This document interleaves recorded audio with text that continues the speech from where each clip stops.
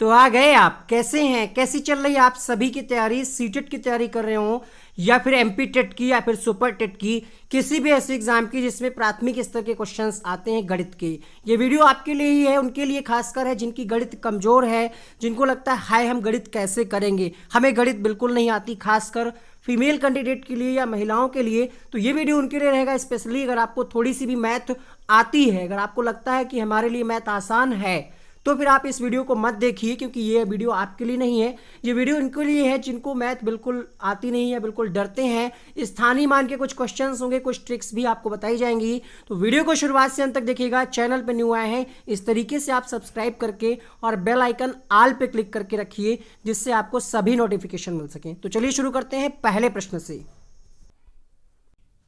Question number 1 है आपके सामने। एक संख्या दी हुई है और आपसे कहा जा रहा है कि दो की स्थानीय कीमत में भेद क्या है। भेद मतलब होता है अंतर गणित की भाषा में, और अंतर को हम क्या कहते हैं? घटाना। जिस प्रकार से हम योगफल को जोड़ते हैं, जब योगफल लिखा होता है, अंतर मतलब होता है घटाना।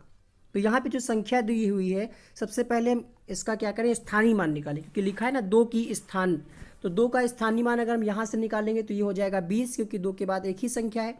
इसी तरीके से हम इसका निकाल लें दो के बाद, तो कितनी संख्याएं हैं? 1 2 3 4, तो ये 4 बार जीरो हो जाएगा, यानी 20,000। और यहाँ पे भी हमने दो लिख लिया। कितनी संख्याएं हैं? तो 6 संख्याएं हैं, तो 6 बार जीरो हो जाएगा। अब क्या करना है? घटा देना है। 4 5 6, क्योंकि यहाँ पे भेद पूछ रहा था, तो घटा दीजिए। घटाने के बाद आपको उत्तर क्या मिलेगा? इस प्रकार से आप इसको घटाएंगे। जो हमने बताया है आपको, स्थान की कीमत 20 आ गया, 20,000 आ गया, और ये आगे वाली संख्या। तो जब आप घटाएंगे आंसर मिलेगा 19,89,980, जो कि किसी भी ऑप्शन में नहीं है। तो इसका आंसर आएगा ऑप्शन नंबर डी। अगला प्रश्न देखिए, क्वेश्चन नंबर 2। एक संख्या दी हुई है, ठीक है। संख्या क्या दी हुई है? 85,764। ठीक है, इकाई दहाई सैकड़ा हजार 10,000, मतलब सही बोला हमने। 85,764 में 5 का स्थान यानी प्लेस वैल्यू आपको निकालना है। तो निकाल लीजिए स्थानीय मान। 5 लिख लिए, उसके बाद जितनी संख्या है उतने जीरो बढ़ा दिए। ये आपका पहला ऑप्शन सही हो जाएगा। ऐसे ही प्रश्न, एक दो प्रश्न आपकी परीक्षा में आ सकते हैं। यहाँ पे कुछ संख्या दी हुई है। संख्या है 43,596 में 10,000 के स्थान पर कौन सा अंक है? तो पढ़ लीजिए। इकाई दहाई सैकड़ा हजार 10,000। 10,000 पे क्या है? 4 है। ये बेसिक सी चीज़ें आपको आनी चाहिए। मान लिया बिल्कुल ऐसा ही प्रश्न ना आए, लेकिन आपको पता हो कि अगर 10,000 के स्थान पे पूछ रहा है तो हम कैसे उसको निकालेंगे। कई दहाई सैकड़ा हजार 10,000। 10,000 पे क्या है? 4। इसका आंसर मिलेगा पहला ऑप्शन। बहुत सारे लोग कह सकते हैं कि ऐसे प्रश्न नहीं आते हैं, ठीक है, इतने आसान नहीं आते। तो प्रीवियस ईयर का उठा करके देखिएगा पेपर, कुछ क्वेश्चन आसान भी आते हैं, और आसान वही है जो आपको आता है, जो नहीं आता वो आपको कठिन लगता है। इसी प्रश्न के साथ आपका कॉन्सेप्ट भी क्लियर हो गया। इकाई का अंक, दहाई का अंक कैसे हम निकालेंगे, कोई भी आपसे पूछ ले तो ये आप बहुत बचपन से पढ़ करके आए हैं। इकाई दहाई सैकड़ा हजार 10,000 लाख 10 लाख, कोई भी पूछे आप कर लेंगे, लेकिन रिवीजन जरूरी है। यहाँ पे कोई संख्या दी हुई है, ठीक है। यहाँ पे क्या कहा जा रहा है? 8 के स्थानीय मानों में अंतर क्या है? तो 8 जो संख्या है 2 बार प्रयोग की गई है। पहला वाला 8 हम लिखेंगे, उसके बाद कितनी संख्या है? तो आप कहेंगे 1 2 3 4 संख्या है, तो 4 जीरो बढ़ा लिया हमने। ये स्थानीय मान निकालने का तरीका है। फिर 8 के बाद एक ही संख्या है, तो 80 घटा दीजिए, ठीक है। अब सिंपल सी बात है, जब आप 80 घटाएंगे तो आप लास्ट में 20 ही बचेगा। अब पूरा नहीं भी अगर आप घटा रहे हैं तो यहाँ पे भी तब भी आपको आंसर मिलेगा, क्योंकि लास्ट में एक ही संख्या है जिसमें 20 है, जो कि है आपका ऑप्शन नंबर सी। संख्यांक दिया है यहाँ पे, और इसका 7 का स्थानीय मान पूछ रहा है, तो ऐसे 7 लिख लिया, दो संख्याएं, 2 जीरो बढ़ा लिया, आंसर मिल गया आपको ऑप्शन नंबर सी 700। ठीक है, अगला देखिएगा। संख्या है, इसके अंकों को आरोही क्रम में पुनः व्यवस्थित करने पर कितने अंकों का स्थानीय मान अपरिवर्तित रहेगा। आरोही क्रम मतलब क्या होता है और अवरोही क्रम, ये आपको पता होना चाहिए। तो चलिए इसको हम आरोही क्रम में परिवर्तित करते हैं। तो जब हम इसको आरोही क्रम में लिखेंगे तो हमें सबसे पहले सबसे छोटी संख्या लिखनी होगी। तो 1 लिख लिया, 1 के बाद आता है 2, 2 है नहीं, यहाँ पे 3 है तो हमने 3 लिख लिया। 3 के बाद 4 है, 5 है ना, 6 है, 7 है, 8 है। इस तरीके से हमारी संख्या आ जाएगी। देख लेते हैं एक बार सभी हो गई कि नहीं। 1 2 3 4 5 6 7 संख्याएं हैं, तो 7 हमारी 1 2 3 4 5 6 7 हो गई हैं। अब कहा जा रहा है यहाँ पे कितने अंकों के स्थानीय मान अपरिवर्तित रहेंगे। देखिए 5 का स्थानीय मान क्या बदल गया। देखिए 5 यहाँ पे था और अब यहाँ पे पहुँच गया, है ना। लेकिन 7 जो संख्या है उसका भी बदल गया, लेकिन 6 का नहीं बदला। 6 देखिए यहाँ पे है तीसरे स्थान पे, और यहाँ पे भी तीसरे स्थान पे है। 6 का नहीं बदला और किसका नहीं बदला, यहाँ पे 3 का नहीं बदला। 3 देखिए यहाँ पे है दूसरे स्थान पे, और 3 भी यहाँ पे भी दूसरे स्थान पे आया था, क्योंकि 1 के बाद 2 था नहीं तो 3 लिखना पड़ा। तो यहाँ पे कितनी संख्याएं आ जाएंगी, एक बार फिर से देखिए। तो 1 मिल गया आपको, और 1 मिल गया, और 6 जिनका स्थान नहीं बदला। लेकिन प्रश्न आपसे पूछा रहा था किसका स्थानीय मान अपरिवर्तित रहेगा। अपरिवर्तित किसका रहा, ये संख्या थी, इसका हमने क्या किया, आरोही क्रम में लिख लिया।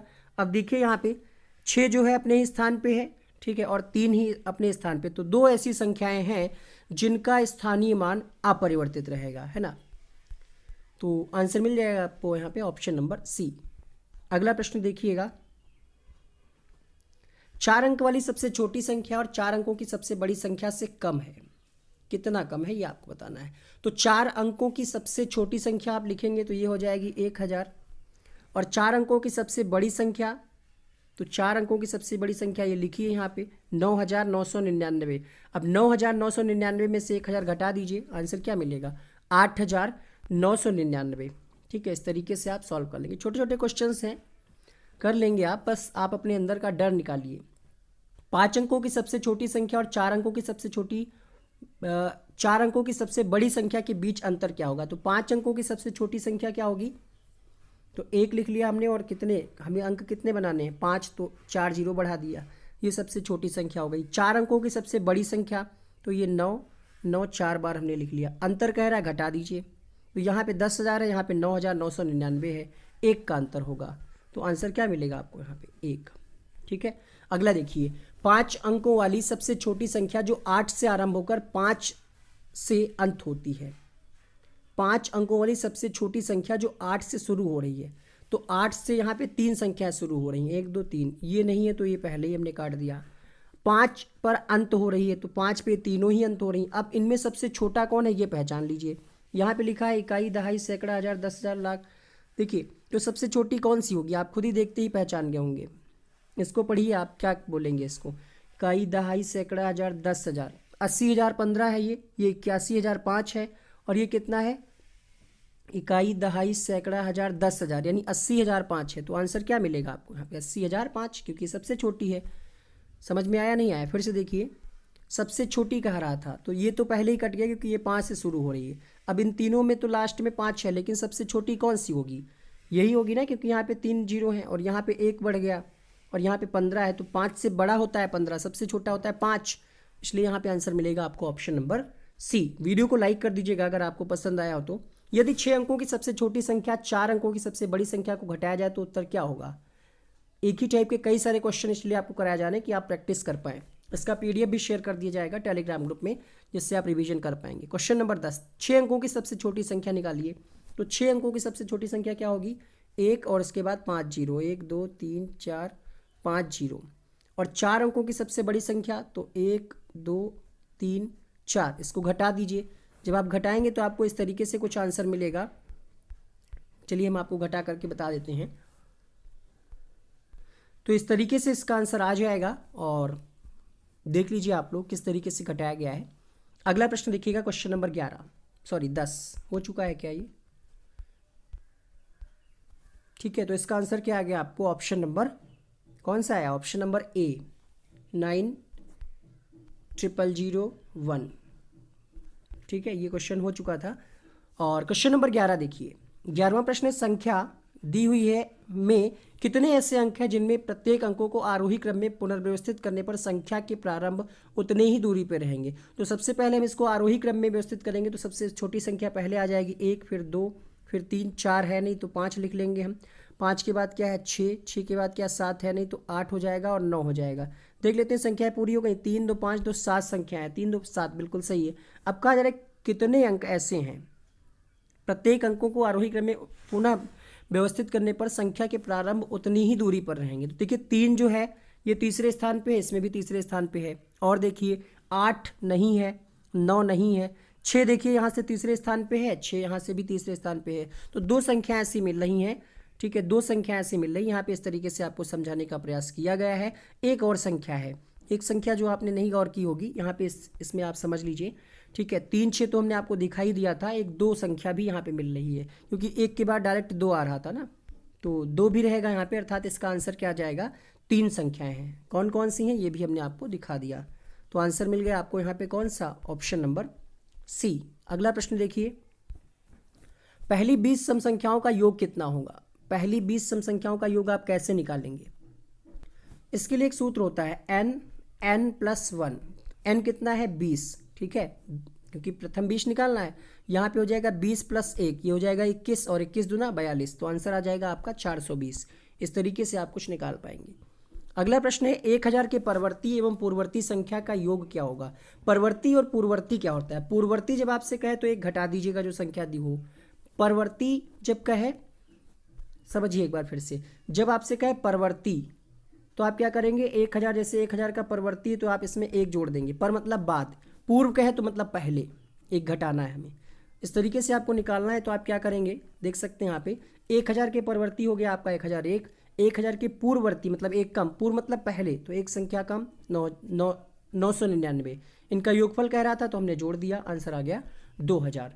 प्रथम 25 विषम संख्याओं का योग कितना है। प्रथम 25, ये सूत्र आपके काम क्या है यहाँ पे जो अभी बताया गया है, तो इसको नोट कर लीजिएगा, ठीक है। प्रथम 20 का है, 30 का है, कितनी भी प्रथम का है सम संख्याओं का, तो इसी से निकलेगा। इसी पैटर्न पे एक और सवाल है, प्रथम 25, यहाँ पे विषम है, वहाँ पे सम कहा जा रहा था, यहाँ पे विषम है, यहाँ पे फार्मूला बदल जाएगा।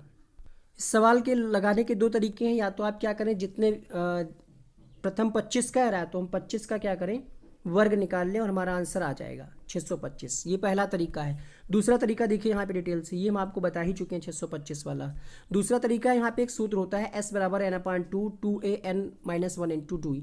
ये आपने अगर पढ़ा होगा, इंटर अगर आपने किया है मैथमेटिक्स से, तो आपने बहुत सवाल इसमें लगाए होंगे समांतर श्रेणी वाले, है ना। तो जब आप इसको सॉल्व करेंगे, n हमारे पास कितना था 25, 2 हमारे पास क्वेश्चन में था, मतलब सूत्र में होता है, ठीक है। 2a मतलब पहली संख्या, ठीक है। फिर n मतलब जितनी संख्याओं के बारे में कहा जा रहा है तो 25, d मतलब अंतर संख्याओं का, तो 1 3 5 7 इसका अंतर क्या आएगा 2 आएगा, तो इसलिए 2। इसको जब आप हल करेंगे तो 625 मिल जाएगा।